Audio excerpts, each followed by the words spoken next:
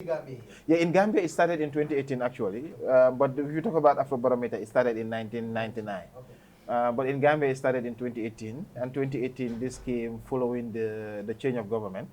We changed government in 2016, 17, yeah. and so 2018. From 2017, Munnawa, but the first survey was done in 2018 because we started coming to the country and having that.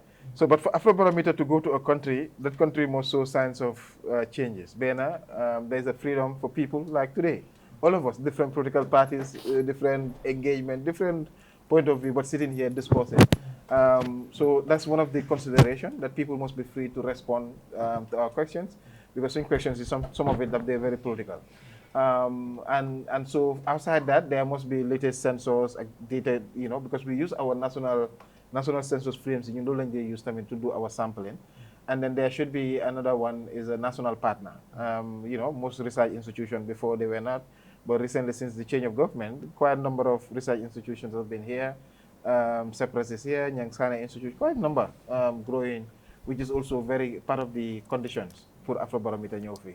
So we've been doing the survey from 2018, then we did 2021, then 2022, and last year, 2024, which makes it 4 rounds. So we're just 4 rounds of Afrobarometer. Oh, but dama bëgg daal nga do wax all of that, or maybe so if you can try, but because you've already did this, you've already speak about this in English, so in other platform, but here if you will actually do it in all of, or maybe so that, because so that some mom would like say kaw mom tamit waaw dina mën a ànd suma all of it moom sax is problematic, talk less of my no try, but at least local language that, please. So yes. So basically ñun comme lu ma doon wax rek moo nekk ne ñun fi ñëw in 2018 la Afrobarometer commencé di liggéey si Gambia.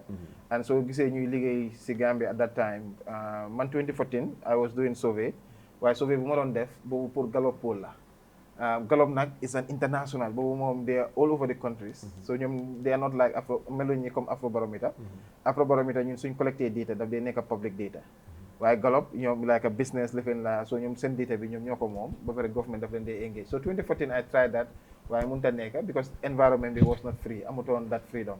So moo tax bu ñu ñëwee 2018 lu ma doon wax rek si English mooy ne dafa war a am conditions, ñetti condition la Afrobarometer dee seet pour dem si benn réew. Benn moo nekk ne nit yi dinañ am bu gën a important mooy ne nit yi am nañ that freedom, maanaam fiix nañ freedom, xaw ma naka lañ ko dee ooyee.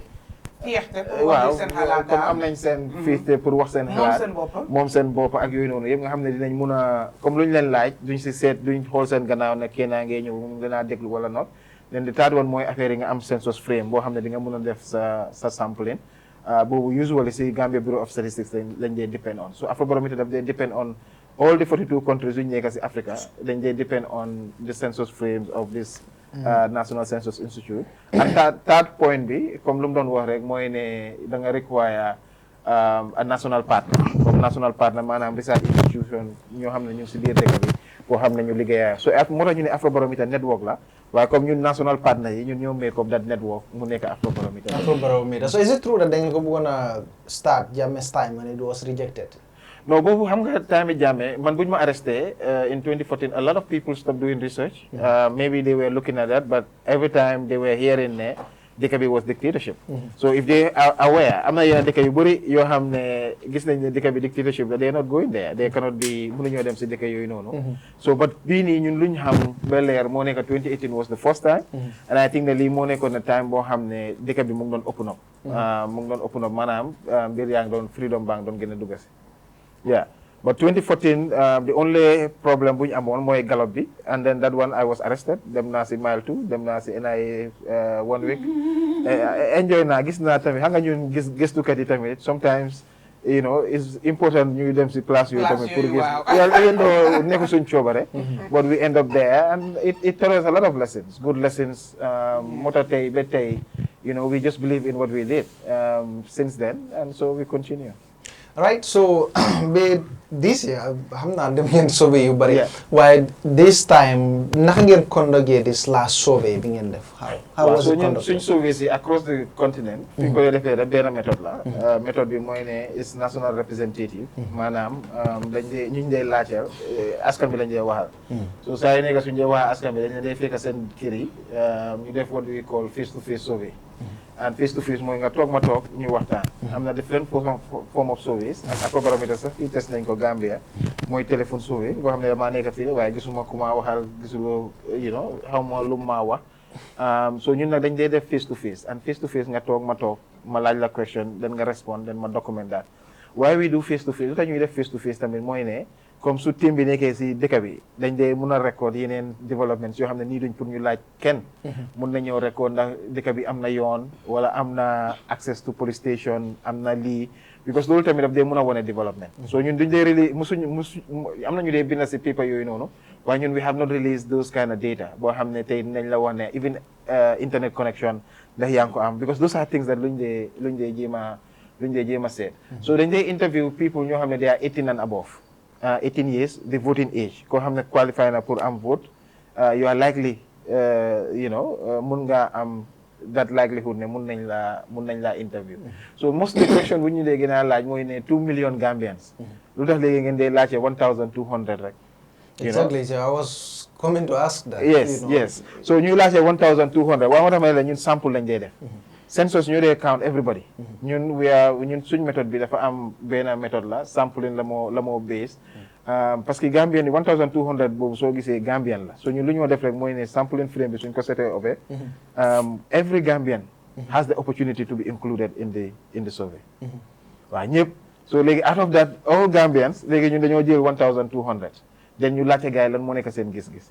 Gambien bu ñoo jël benn dañoo dëkk si kër dañoo dëkk si household dëkk nañ si koñ xam nañ lan moo nekk di dox so jàngaloo you have an experience of the country so ñun seetuñ ndax yow lii mooy sa level of education wala moo tax gars yi bu ñu doon debate on the educational level even though it's not clear for me maa doon dégg that kind of conversation waaye ñun suñ survey bi duñ dee xool loolu moo tax soo xoolee luñ dee gën a bàyyi xel rek mooy ne am nañ 50% men ak 50% women.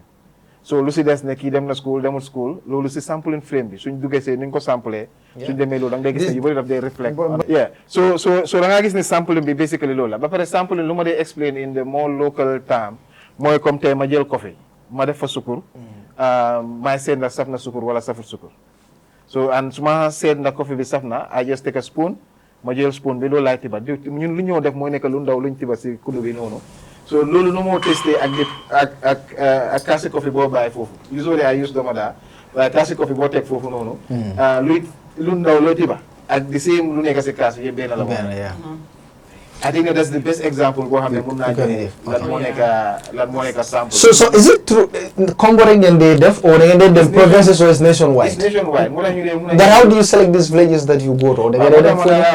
Bi is a statistical so man suma boppa nekkuma sample la. So ñu suñu dee def sample dañoo wax ne comme Afrobarometer ñëw nañ ñu ne 1200 people lañ soxla lañ bëgg a interviewal so dañ dee dem Jibos ñu ne leen ok we want to li mu nekk suñu survey bi li dañ bëgg a def so dañ bëgg a ngeen drawal ñu sample and when they draw the sample for us then they already have the national frame comme 2024 sample bi they use the frame in listing ñoom list nañ dëkk bi yëpp so xam nañ ñaata kii la fi nekk xam nañ all those different stuff so ñun frame boobu la ñoo use then gars yi defaral ñu suñu sample pour ñu am 1200 so da ngay am different levels so da ngay am at the national level where everybody dañ la day include then from there nga move down to the different stages so demee léegi si communities from the national level then gars yi tànnal la sa EAC ñu ne la léegi enumeration areas yi soo déggee EA mooy enumeration area so Jibos dañ dëkk bi yëpp dañ ko divide comme IEC nu mu defee into constituency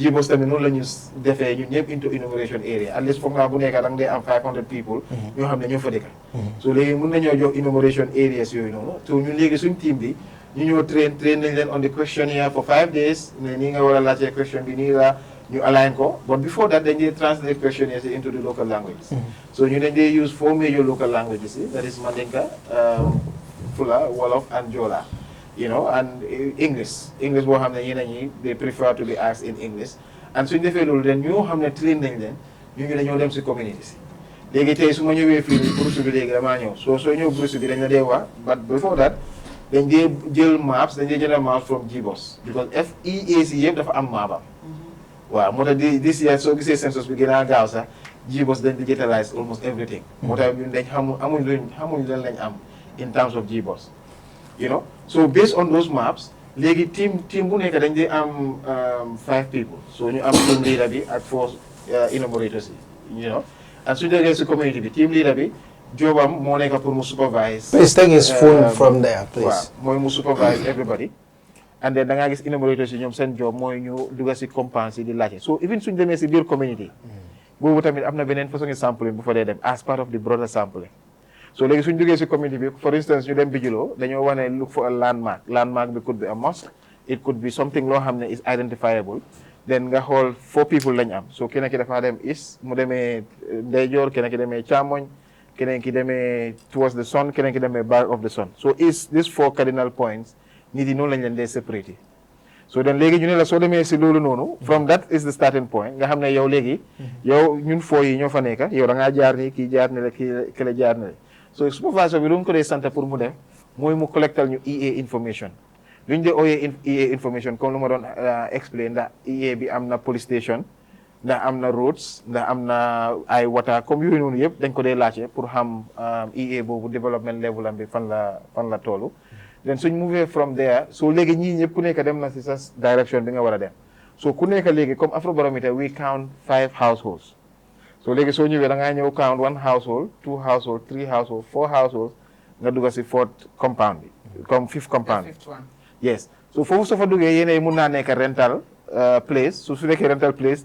nga laajte ne ñu ne la rental place da nga dee continuer di count tamit ba nga am di household bi nga war a am soo amee household boobu then nga laajte list of people ñoo xam ne am nañ 18 and above ñoo xam ne ñu ngi si biir household boobu so ñooñu léegi suñ la joxee based on that yaa ngi ko dugal ñun tablette lañ dee use so based on the fact ne dugal nga tur yooyu noonu yëpp si biir tablette bi then tablette bi daf dee def random selection mu select kenn te ku tele su fekkee ne léegi dañ ñëw fii nii ngeen ne ñii ñëpp ñoo nekk si household bi te am nañ 18 te tablette bi select si first interview bi laa nekk di wax tablette bi select neene so neene laay interview su fekkee ne neene dafa dem marché dañoo wane dañoo xaar neene ba mu ñëw du neene because neene nekku fi rek ñu ne ok nañ forget neene dañ ñu dem si Gajigo we don't do that so léegi neene la ñoo xaar ba neene egsi ñu waxaa moom su fekkee ne neene dina waxaa ak ñun ñu continuer su fekkee ne du waxaa ak ñun tamit nag ñu move waaye su ñëwee ñu neene dem na marché ñu ne kañ la moo ñëw ñu ne 1 hour ñu ñëwaat in 1 hour neene ñëwut ñu ñëwaat ba 3 times based on the time bi ñu jox we move to the other house ba pare dañoo continuer di count wala yeneen mu nga koo bàyyi nga dem defi sa liggéey ba pare nga ñëwaat nga finish that because it's already been one koo xam ne loolu nga select so comme lu ma doon wax rek ñun luñ gën a am so si kër bi dañoo laaj ni ki yow la moo nekk sa liggéey yow yaa ñu war a wax sa liggéey ñun we are not interested in your job we are not interested in your education level xam nañ ne góor la jigéen so first one bi def nañ neene so next month génnaatee si compound boobu damaa countaat 5 1 2 3 4 5 in other places dañ nekk 10 interval waaye ñun because of suñ size because dañ ko dee def lifin 5 yeneen yi dañ ko dee def 10 waaye yeneen mu ngaa dem si benn comme si rural community si they are clustered villages comme ñu ngi doon war wards yi ak yooyu noonu so EAC da ngaa gis ne different villages la so yooyu tamit day sa way yoo xam ne noonu nga ko dee selecté so ñun lu ñu def moo nekk ne as long as the Gambians yëpp boole nañ leen si benn frame léegi suñu demee si field bi everybody has an opportunity koo xam ne to be selected first opportunity bi mooy ne ndax sa EA bi EAC they are based on location the location bi dinañ ko select suñ selecté Josuwang for instance Josuwang am na so many EAs yu fa nekk the EAs yooyu tamit select nañ ko Bakaw suñu waxee Bakaw rek nekkul ne everywhere in Bakaw ngay dem Bakaw dañ leen random sample and EA means enumeration area comme foo xam ne foofu ngay dem di laajte nit yi so xam naa ne so basically this is the way that we do it step by step so okay last one bi what are the findings lan moo fa génn waaw so ñun we have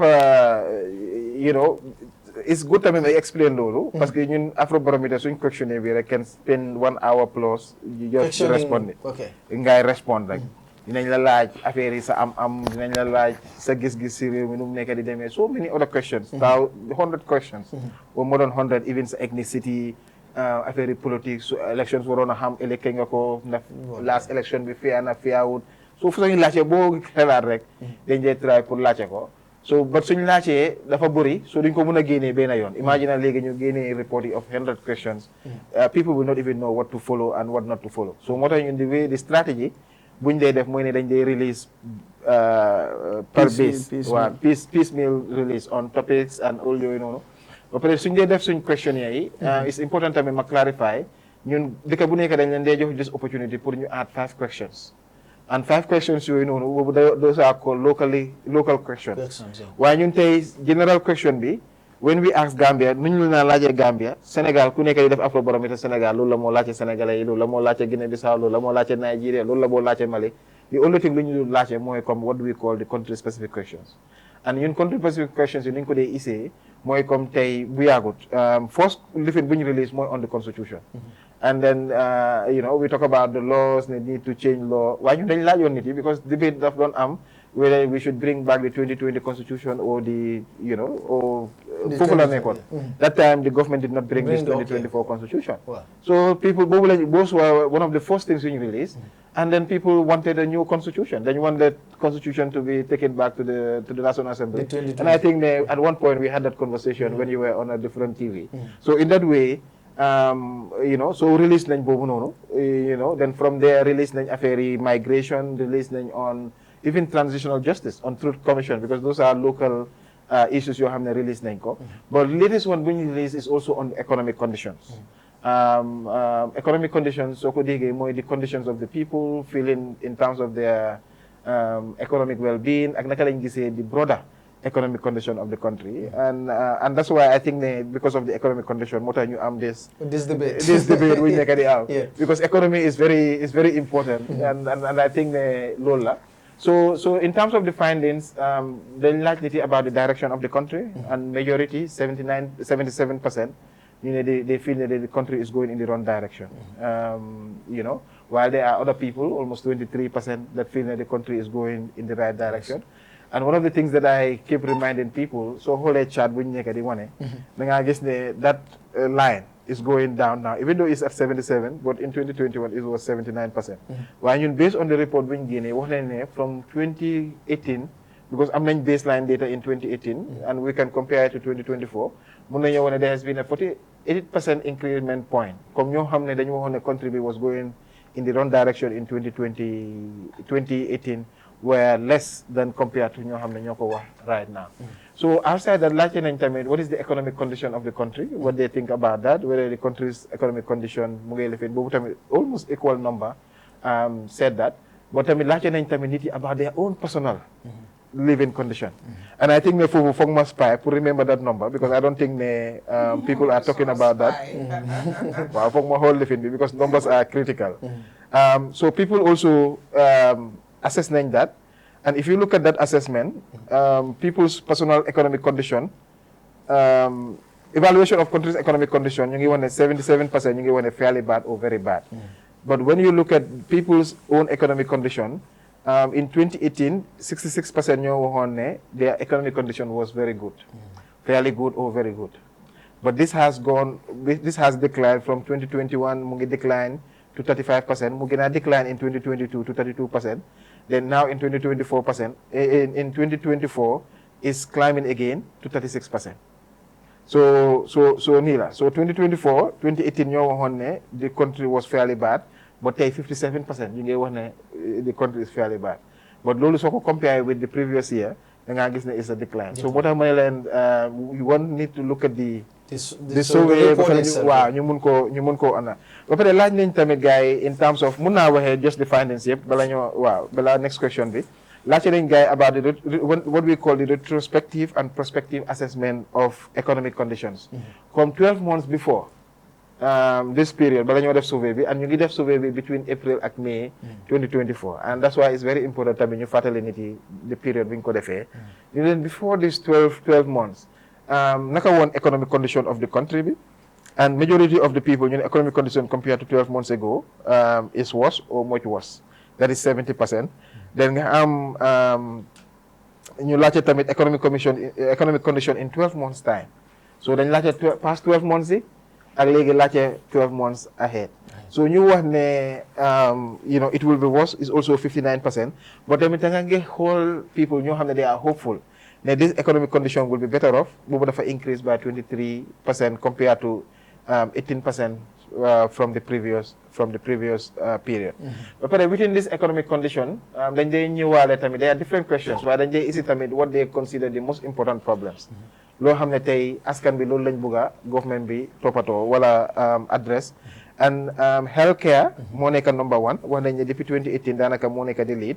And in 2018 it was 33%. Léegi nag dem na ba 55%. And that is like every 10 Gambian yoo jël, almost 60 bëgg nañ government prioritize healthcare. But question B is important pour ma clarify. So suñ dee laajte most important problems yi, because nit yi seen problems yi dafa bëri. So waaye dañ dee pick 3 most important problems yoo xam ne nit yi loolu la ñu dee jox. So soo gisee aggregate yi nii du egga 100 or du nekk pie chart, waaye dina la mun a wan directions of nit yi lan moo nekk seen main interest. Then increase cost of living, boobu this is the first time ñu laajte ko. Nit yi wax nañ ne dëkk bi mu ngi gën a seer. Increase cost of living is a problem boo xam ne bëgg nañ government address ko. Crime and security, bobo, it was 14% in 2018, now it's 34%. So it becomes one of the priorities. More than you know on health, increasing cost of living, and crime and security are the 3 top problems you Gambians Ibuga send government address. But it's not up to that. Water supply in 2018 it was 31%. Even though still today is a priority, but there has been a decline. And what is the decline? Maybe is boreholes are being constructed, Nitiange Amdo, so Lulu is declined, but it's still a priority. So it was from 31% to 17%. Education was also 31% to 17. Wow, so 17% in terms of, so 31% in 2018. Need. Yes, they say that it was a priority in 2018. So you now have priorities. 17%. Now, as a priority now, water supply is declining. Okay. Why? Then the question for me, Monica, what water supply decline? Is it because the Nitiange and water supply on that? Or priorities have changed. Or priorities have changed. But water is a major. At some point, it was even number 1. And so in and at that point, different surveys when we divide it, and they get, especially rural communities, they used to talk about water a lot. Because water, farming, and all that, he was talking about borehole drilling, because which is very critical. So now education tamit has gone down from 21% to 16%, and that could be contributed, come in your point, to things that are likely to contribute. Maybe there is more classroom being built, more access, which is critical. Infrastructure, roads, it was a priority, 21%, legi dem na to 16%. So it means that everybody is seeing that infrastructure. And farming and agriculture, dem na as a priority from 21% to 16%. Electricity, 24 to 16%. Unemployment, 28 to 15%. Food shortage from 22% to 15%. Management of the economy from 17% to 18%. As important, they are still, so 10 top problems. These are the list. These are the top 10 problems you Gambians want their government to address. But then we can prioritize this third term. At the bottom, more management of the economy.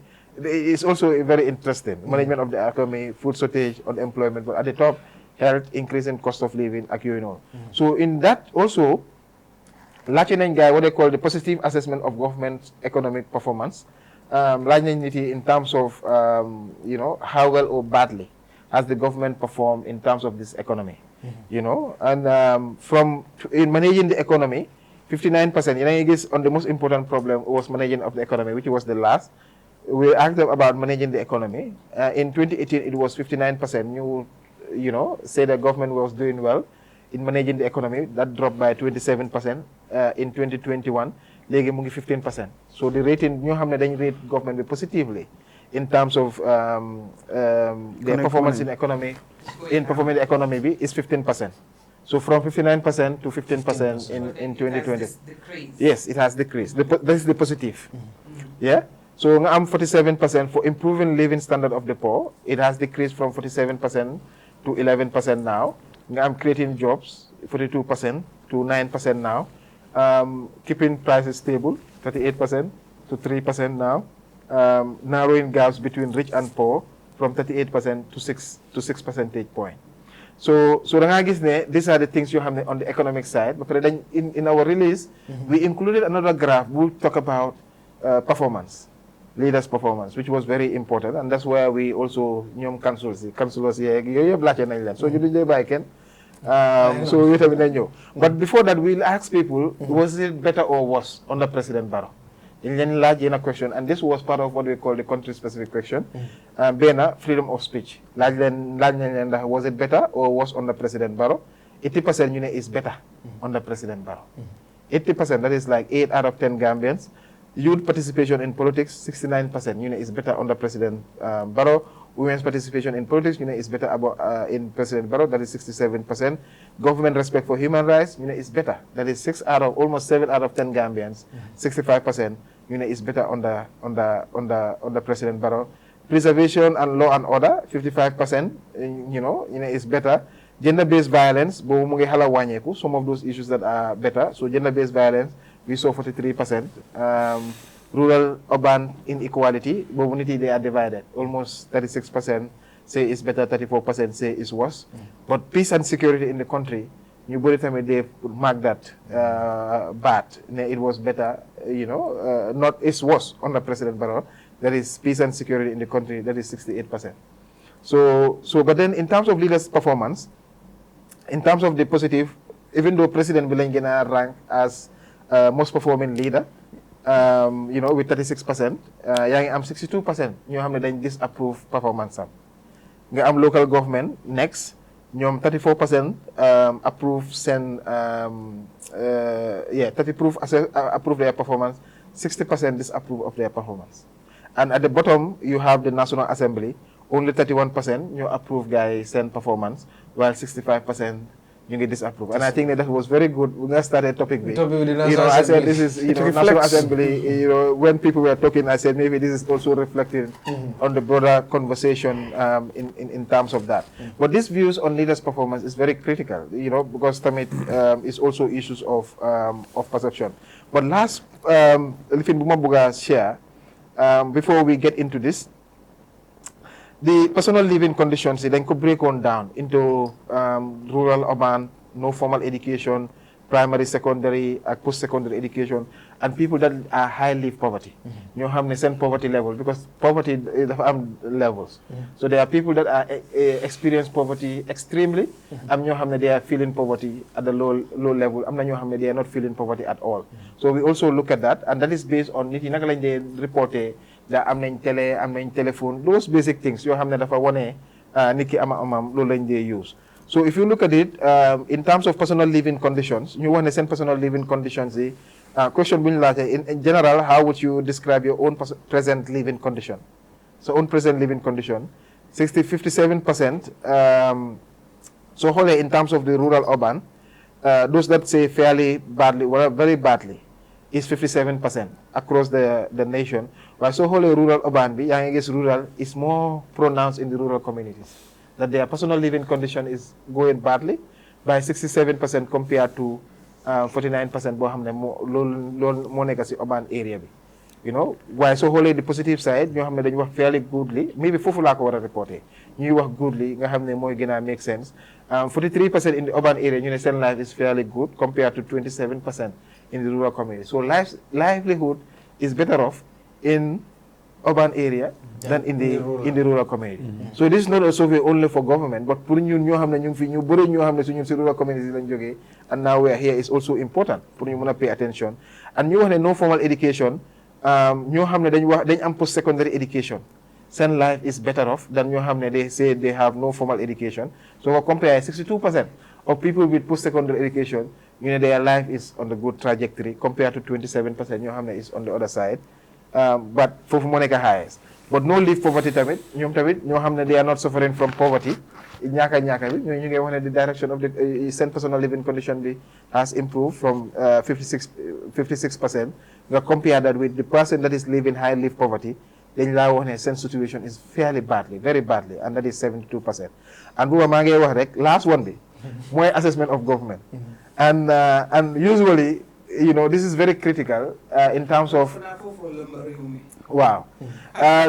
Assessment of government, but this one moo tax ñuy wone why the current discussion lu tax nit yi di react in terms of the economy. So xoolee fii management of the roads and bridges boobu moo nekk number one of people lu ñu wone ne government bi lii la nekk di def. So people are aware ne government bi is building bridges, is building roads, and lu ñu leen laajoon moo nekk how well or badly would you say the current government is handling the following matters, or haven't you had enough? So ñoo xam ne dégg nañ who says fairly well or very well loolu lañ look at fii nii. So managing roads and bridges boobu moo njëkk a ñëw, almost half of the population accept nañ ne government is doing well when it comes to roads and bridges. Road and bridges. Providing electricity, supply of electricity, 42%. Then addressing the educational needs, 37%. Providing water and sanitation services, 35%. Even though they are low, why these are recognizable progress you have the gis. You know, and that's why if you look at the management nakala, on the most important problems, some of these things were going down. You know, infrastructure was going down. So some of those things were going down. But where they are doing poorly, more keeping prices stable, and that is the lowest. You know, and that is 3%.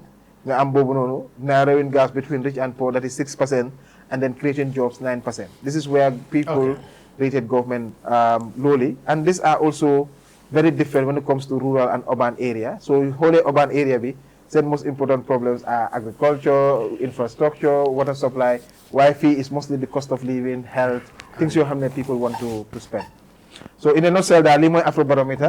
This is the report. So we have covered the entire report. Oh, yes. The government are not agreeing with this. You have the recent statement. Yes, I look at the statement. I saw the headline, it was saying rejection. But when I look at the statement inside, I did not see any rejection. I see, of course, people will have a different way of saying it. You know, and for politicians, same this mom is proposing. Yeah. Which we don't even bother ourselves to integrate or even say that. So that Madam explain on it we are so in one side. We are not the government. We are asking the people what their what their experiences are, and that's what we are reporting back. So how government see it? Government will see it in a way. Well, we are doing all these investments in healthcare, in education. They go around talk about that, and now, but the people are saying this. So that's how they are looking at it. So if you say the direction of the country is this way, so you look at it from that fair, and, oh, well, we are doing this, it's not fair. But I think for me, what you do, linga munti def, nitki askan be monika sa def George, because eventually, I mean, they will now contribute in terms of evaluating leaders' performance in the next election. So, but government, when you at Afrobarometer, report, some people, media, some report it this way, others reported it that way. They look at things that they're interested in, and they look at it. But the fact that we interviewed the people, and this is what they told us, nobody can remove. So what do you mean? No, just what do you mean that the headline is different from what is inside? Yeah, when I read because like hanga media, sometimes I feel like it's a media headline to attract everybody to go there. But when I read it, I'm looking at where they're talking about even Afrobarometer is government partner and all those different stuff. I mean, so it's not just rejecting. What they are rejecting was the direction of the... No, but that is their headline. It is government symbol, but that's their headline. It was not written by any other media house. Yeah, it was government. Yeah, that's what I'm saying. That's government sent Boba. Then you were saying headline and they were rejected. But when you read the statement, you don't see any reject. So if they were rejecting, either they could reject our methodology or they could reject our findings, but they didn't do any of that. What they're saying that, okay, well, perception survey is this and that, which they criticize our limitation, because everything have their limitation. Sometimes you criticize it, but they did not come out and say, well, we reject the entire survey. But they come in, because we just bring in public data. Well, that is what their headline said. Yes, the headline said, I'm not disputing that. Government rejects Afrobarometer survey. Yes, clearly. Yeah. That's what they say. But then reject is reject. No, why they don't reject? Why so? Hang on, man. I understand your point. Maybe in this statement, I will not come you write headlines. Yes. So when you write headlines, if I come stop and say, you need to understand that. Because that is a skill set itself. Yeah, sure. Speaking of the Ministry of Information, I'm journalist, you'll be a headline. And the headline is to direct you to one point. Yeah, but I'm telling you that that's what government wrote. But remember, the deadline is the headline is always the intention of the article. Yeah, but man, as an analyst, I don't focus on that. No, I'm not saying you should. Not focus on that, but in the same way. For example, Buba, let's take the best example of the Voice. No, you will come. If you look at Voice newspaper, I mean, what was in their headline and what was in the content are somebody. No, you need to ask me, and I'm telling you, I look at it from the holistically. I don't just do a headline. Then if I was doing that, we'll get many things. You look at it more than the government. I look at. Who said they rejected? Yeah, because they release a statement. I can send you a letter, and I put the head in there, but in the detail. For me now, I'm looking at. But did it make sense? the detail and the headline. But did that make sense? No, I'm telling you, it doesn't go along. So in the why- same line. so why should it So be? on one side you are rejecting, but on the other side, in the statement you are welcoming. So for me, that's why I'm confused even with government position when it comes to that. But for us as Afrobarometer, this is not my business. Whether government reply na, reject it. No, we understand that. You know, that's what I'm saying. Yeah, So we have. Your job is just I've to done my communicate. job. I've done my Just job. to communicate what the people are Yes, saying. and I've done that one. So today, Nakaloko media, we've been there, Nakaloko government reacted, that is up to them. But now that's why the way that the government reacted, that's why we are having this debate, which is also our interest. You know, the government reject Nako, so this debate. And people are not even focusing on the economic issues in Nicaragua, but government reject, so that's the debate. But that's why I want us to focus. Yeah, but I think it's because it is the first time in the history, I believe. Government in 2018 when we released, they rejected it. They wrote a statement because then the survey shows that President Barrow was trusted. Oh. So they released a statement. Okay, they said they in 2018. Yes, that's why I'm speaking, because I'm also tracking where Afrobarometer, who is talking about Afrobarometer, who is saying that even this National Development Plan, government quoted Afrobarometer survey. You can go to the National Development Plan and you see it. So that's why I was I was a little bit confused. That's why I need to look at the entire statement, not just focus on the headline. That's why I need to look at the entire statement and say, well, somebody that wrote a report some time ago welcoming this, quoted it in the National Development Plan. You cannot just reject the survey that way. You see my position? So that's why I said the conversation now, I don't want it just to be between me and government, but the most focus is what is the people saying. And for us, Afrobarometer, this is what we want to put there. All the politicians are quoting your survey now. All the politicians in this That's country what are they do. quoting. Tomorrow when the survey comes and it doesn't When it really doesn't favor them, they will tell agency. you know, in 2019, And when you say that's what they do, and then now you are denying that the government, because the survey is not in favor of the government. No, and the government, we said the government reject. We said the government reject, and you are saying You never said that. No, I am listening. No, I'm listening to you. You said You might be listening, but you may not have heard. It doesn't look like it. No, I had it very clear. I understand your point. You see, imagine covering Diamu Imbeka at the end of it, right? You know, it's like sending. I mean, many of the politicians are all going with your phone call. I mean, that's what they do, but like if it does not go in favor. So I am telling you, the same thing is happening right now. It doesn't go in favor of the government at some point, and that's why the government say reject. I agree, but I'm saying that I'm telling you the government headline. You know me, I'm an analyst. The headline. You're bringing me here, I'm an analyst. But I look at it, the headline is that they say they rejected. Is the intention? Yes, That's fine. that's your opinion. No, not my opinion. But when I read the statement, I did not see any point they rejected anything. But the headline has explained everything. The headline when it says reject, I explain everything. No. Because I'm of the view that the headline should really correspond with the content of, of the message. Yes. So I see Sait Matty's point. They put the headline to catch people's attention.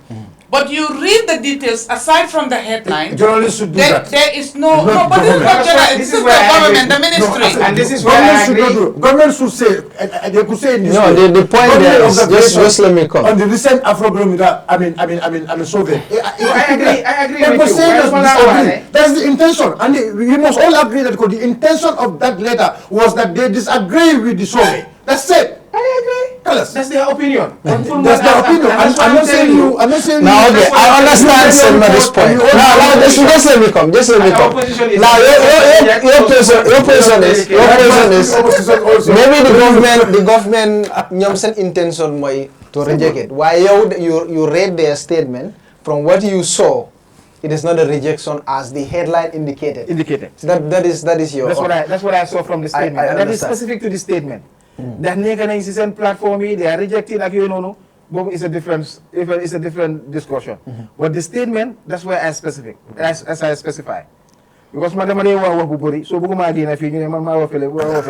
But I want us to be very clear. I am talking about the statement. It's the positive and negative. Yes. It's like a battery. You can bar me. But I am very clear in what I say. It's like a battery. Yeah. Positive and negative.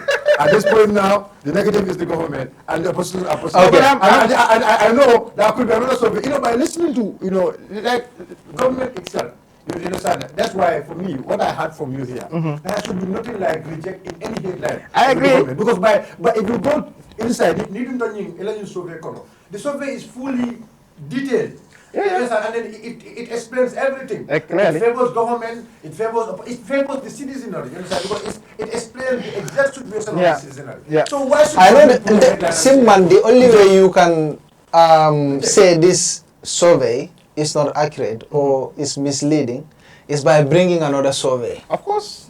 That is So that is my point. I didn't see another survey that we say, but the Minister of Agriculture said if you go to a UDP community and you ask them, so that's why I asked this question. And when the communities that you went, want to bring in. Angaman, you see, there is politician and there is government. yeah. So when the government releases a statement, I respond to government. They are politicians, but I am more focused on my government. Yeah. You know, but politicians will turn to, oh, maybe they talk to somebody that is not doing anything, or they talk to that. But if you look at our swing demographic, we spoke to people with post-secondary education. Yeah, They have degrees. We spoke to people you know, they are working. If we look at their swing analyze on economic level, you'll see that. But we also talk to people that have no formal education. The people with no formal education in this country are way more than the people with post-secondary education. And they are Sometimes voters, you wonder why all the problem that we are talking about in this country, why is that? Because there are few people that are educated, and we are the ones on top of there, and we are the ones messing up this entire country. Okay. Then la mo sa reaction si survey. What is your reaction? Because that's the debate. That's always the debate. Yeah, he mentioned, Bayo mentioned something, you know, like what I mentioned when you say the politicians, they react that way. You know why I said that? You know, in 2018, like you take the office of the president, for instance, when we say the president was the most trusted, they ran with it. Because at that time, it was a little more normal, like you know, which was okay. In 2019, I remember we did a survey. It was IRI. I think we did a survey for IRI, and then we pointed that Barrow was going to win the election. And I cannot remember the amount of, you know, this was 2019. 2019, yeah. Because we are asking, because right now we didn't Afrobarometer, we do ask those kind of questions, but we don't release those things. You know, but the survey shows that if people think like when you release something, more andak with their gis-gis, guys and helat, then they are okay with it. Because politicians, I mean, But why can't you release it? huh? Well, look at Like sometimes we release things. We can release it, but people can go and analyze it on their own time. When we are interested in more important things that people want to look at it, in terms of who's going to win more, but when we release it, it's for you, the journalists, and for the politicians to run with, and politicians will grab it. But if you do some of those surveys, you understand, it's always important. For example, especially at this time of period, you understand? Yeah. You go and wait. No, but then, you know, Cyprus is doing those kind of election surveys. Let them focus because they've started it. But nobody listen. Yeah, Cyprus did one before the 2021 Let them election. Cyprus do their. No, not separate, but you guys. Okay, so then you can come with your reaction about